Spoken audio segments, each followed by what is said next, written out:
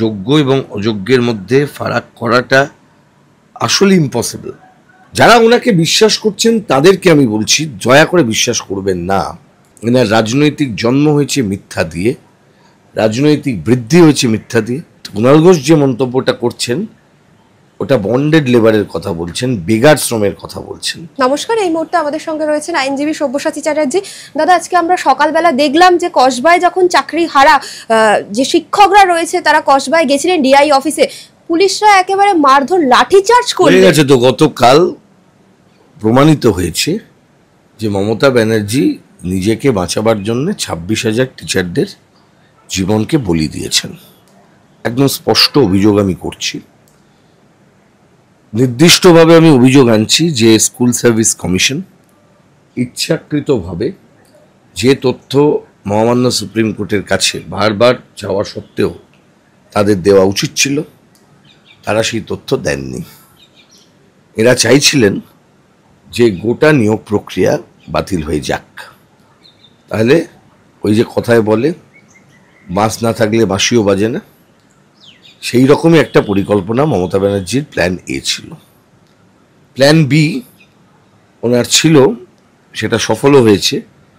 সেটা super numeric post নিয়ে মহামান্য বিচারপতি অভিজিৎ গঙ্গোপাধ্যায় তৎকালীন তিনি যে রায় দিয়েছিলেন সিবিআই তদন্তের, সেই তদন্তের উপর একটা স্থগিতাদেশ নেওয়া, যেটা সফলভাবে উনি কালকে পেয়েছেন, কনভিন্স করাতে পেরেছেন মহামান্য সুপ্রিম কোর্টকে।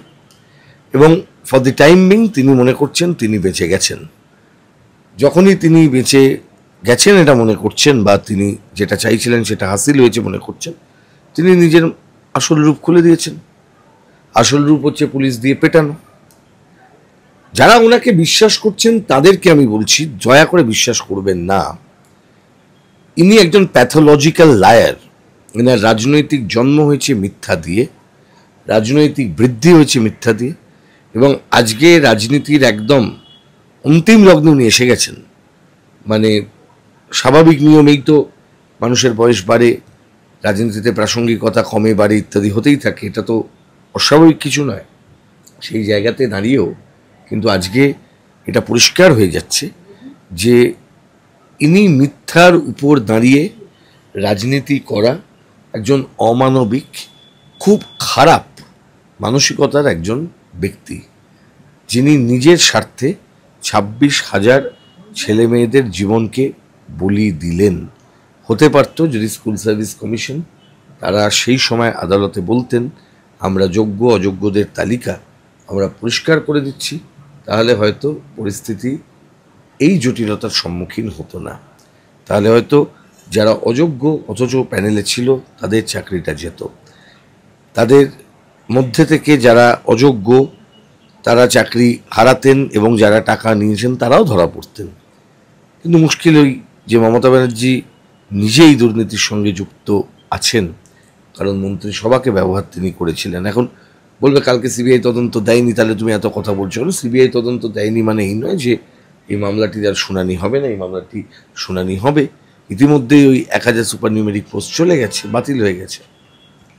দাদা, কুণাল ঘোষ একটি মন্তব্য করেছেন, সেই বিষয়ে একটু ক্লিয়ার হতে চাই। যখন নেতাজি ইন্ডোরে মুখ্যমন্ত্রী বললেন যে ভলেন্টিয়ারি সার্ভিসের কথা, তখন বেতনের কথা যেহেতু কিছু বলেননি, তো চাকরি প্রার্থী যারা আছে তারা বলেছিলেন যে ভলেন্টিয়ারি সার্ভিস আমরা করব না। কুণাল ঘোষ বলছে যে করোনার সময় আপনারা যখন দিনের পর দিন বাড়িতে বসেছিলেন, ক্লাস করছিলেন না, তখন অন্যান্য রাজ্যে শিক্ষকদের মাইনে হয়নি, কিন্তু আপনাদের ঠিক টাইমে মাইনে হয়ে গেছে, তখন আপনাদের এই কথাটা মনে হয়নি। এটা তো এই যে একটা প্রবলেম হয়েছে সেটার একটা সলিউশন মাত্র। আপনারা কেন এই যে ভলেন্টিয়ারি সার্ভিস দেবেন না? কেন দেবে বলুন তো? কুণাল ঘোষ এই কথাটা বলে ভারতের সংবিধানের অপমান করছেন। আমাদের দেশে কোনো বন্ডেড লেবার হয় না।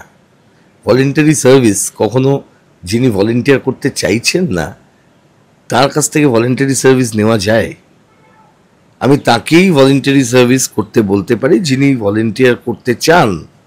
স্বেচ্ছাশ্রম স্বেচ্ছা দ্বারা নিয়ন্ত্রিত, স্ব ইচ্ছা দ্বারা নিয়ন্ত্রিত। স্বেচ্ছাশ্রম ইচ্ছা ছাড়া হয় না। কুণাল ঘোষ যে মন্তব্যটা করছেন ওটা বন্ডেড লেবারের কথা বলছেন, বেগার শ্রমের কথা বলছেন, যে এটা হয়েছে বলে এটা দিতেই হবে। করা যায় না। ক্ষমতা থাকলে করে নিন। আমাদের সংবিধানে আর্টিকেল 23 আছে অ্যাজ প্রোটেকশন। প্রাক্তন বিচারপতি অভিজিৎ গাঙ্গুলি বারংবার বলেছিলেন যে বলছেন যে এখনো পর্যন্ত সম্ভব যোগ্য অযোগ্যদের আলাদা করা। উনি আজকে শিক্ষামন্ত্রীর সঙ্গে দেখা করতে গেছেন নতুন ফর্মুলার জন্য। তা এটা কি এখন সম্ভব? দেখুন, আমি মনে করি কোনোভাবেই সম্ভব নয়। যখন প্রাক্তন বিচারপতি অভিজিৎ গঙ্গোপাধ্যায় এই কথা বলেছিলেন অনেক আগে, তখন হয়তো সম্ভব ছিল, কিন্তু এখন যেখানে দুর্নীতি প্রতিষ্ঠিত, তখন দুধ আর জল একে আলাদা করাটা একটু কঠিন।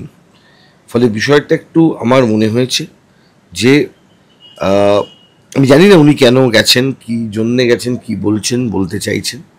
Definitely he has some reason, কিন্তু আমি মনে করি না যে এরকমভাবে কোনো সমাধান মমতা বন্দ্যোপাধ্যায় বা তার মন্ত্রিসভার কোনো সদস্য বা যারা স্কুল সার্ভিস কমিশন চালান তাদের দ্বারা সম্ভব। কারণ এটা ঠিক যে এই রাজ্যের একটা গাছের পাতা নাড়াতে গেলেও মমতা বন্দ্যোপাধ্যায়ের কনসেন্টের প্রয়োজন হয় এই মুহূর্তে দাঁড়িয়ে। সেখানে যে ব্রাত্য বসু বা স্কুল সার্ভিস কমিশনের চেয়ারম্যান বা জাস্টিস গাঙ্গুলি নিজেও প্রাক্তন অতটা এতে সফল হবেন আমার আমার আমার সন্দেহ আছে। একদম শেষ প্রশ্ন করবো, এই যে চাকরি প্রার্থীরা শহীদ মিনারের সামনে বসে রয়েছেন, অবস্থান করছেন, ডিআই অফিসে যাচ্ছেন, মার খাচ্ছেন পুলিশদের কাছে, আইনত কি কোনো পথ রয়েছে চাকরি ফিরে পাওয়ার? আচ্ছা, আইন বলে যে সুপ্রিম কোর্টের যখন কোনো নির্দেশ আসে সেটা হচ্ছে সর্বোচ্চ। এখন এই কারণে সর্বোচ্চ, যেটা সর্বোচ্চ কোর্ট বলে, ওটা অ্যাবসলিউটলি কারেক্ট বলে নয়। প্রতিটা রায়ের ত্রুটি বিচ্যুতি যদি কিছু থেকে থাকে এবং সেটা টেকনিক্যাল কোনো এরর যদি হয়, তাহলে ডেফিনেটলি পুনরায় সেই রায়টাকে আরেকবার দেখা যেতে পারে, রিভিউ করা যেতে পারে। কিন্তু যেখানে রায়ে খুব স্পষ্টভাবে এই ধারণার উপর ভিত্তি করে দেওয়া হয়েছে যে এখানে সেগ্রিগেশনটা কমপ্লিটলি ইম্পসিবল, যোগ্য এবং অযোগ্যের মধ্যে ফারাক করাটা আসলে impossible, and as a result of which আমরা যেটা বারবার বলি যে ফ্রড ভিশিয়েটস এভরিথিং, আমরা বলি করাপশন ভিশিয়েটস এভরিথিং। আপনি কোনো একটি কাজে দেখলেন করাপশন আজ থেকে 10 বছর আগে হয়েছে, but corruption is a corruption. That means the process was corrupted, process was vitiated, diluted, polluted by the corruption. তাহলে এন্টায়ার থিং শুড গো, এবং সুপ্রিম কোর্ট সেই রায়টি দিয়েছেন। আমার মতে যে এখানে বাকি যা কিছু চাওয়ার সেগুলো খুব অ্যান্সিলারি হচ্ছে, এবং যদি আপনারা, আমি জানি না, ওই একটি প্লেয়ার ঘুরে বেড়াচ্ছিল মধ্যশিক্ষা পর্ষদ থেকে একটি রিভিউ পিটিশন বোধহয় ফাইল করেছেন, তাতে তারা বলেছেন যে এদেরকে পড়ানোর অনুমতি দেওয়া হোক, কাইন্ড অফ। কোথাও কিন্তু চাকরি ফেরত দেওয়ার কথা আলাদা করে বলছেন না। আমি তাই প্রথম দিনেই, যেদিন রায় হয়েছিল সেদিনকে একটি সাংবাদিক সম্মেলনে আমি তখন বলেছিলাম, এবং পরবর্তী সময়ে একটি টিভি চ্যানেলের একটি অনুষ্ঠানে আমি বলেছিলাম যে মুখ্যমন্ত্রীর যদি সৎসাহস থাকতো, সেদিন প্রেস কনফারেন্স থেকে উনি প্রথম বলতেন রাজ্য সরকার বিবেচনা করে এই ক্ষেত্রে একটি রিভিউ পিটিশন ফাইল করবেন।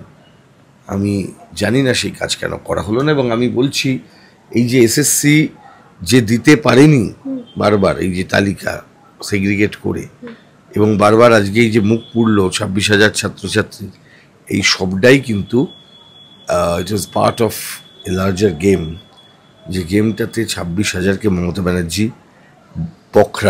বলির বখরা বানালেন।